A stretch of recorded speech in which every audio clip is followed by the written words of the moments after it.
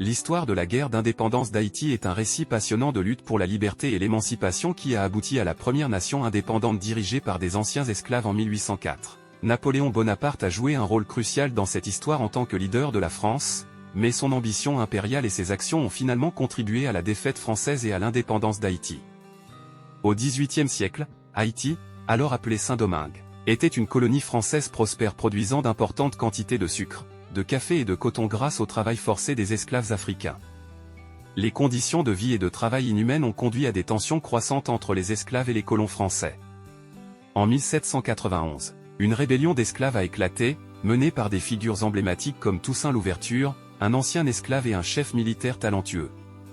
Sous la pression des événements et avec l'objectif de rétablir le contrôle français sur la colonie, la Convention nationale révolutionnaire en France a aboli l'esclavage en 1794 dans les colonies françaises, y compris Saint-Domingue. Cependant, les tensions persistaient et la situation en Haïti est restée instable.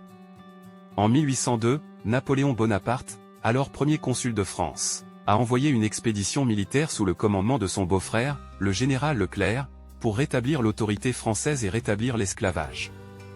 Les troupes françaises ont rencontré une résistance farouche de la part des forces haïtiennes dirigées par Toussaint Louverture. Malgré des pourparlers et des concessions temporaires, les Français ont été confrontés à une guérilla implacable et à des maladies tropicales dévastatrices.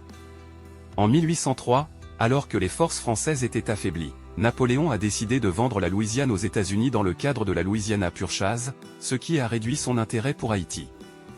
La combinaison de la résistance haïtienne, des conditions climatiques hostiles et du retrait de Napoléon a finalement conduit à la défaite des forces françaises en 1804. Le leader haïtien Jean-Jacques Dessalines a proclamé l'indépendance d'Haïti le 1er janvier 1804, en faisant ainsi la première nation indépendante d'anciens esclaves en Amérique. Napoléon a réagi avec déception à la perte de Saint-Domingue. Sa vision impérialiste de l'expansion de l'Empire français en Amérique a été anéantie, et il a finalement renoncé à ses ambitions territoriales dans le Nouveau Monde.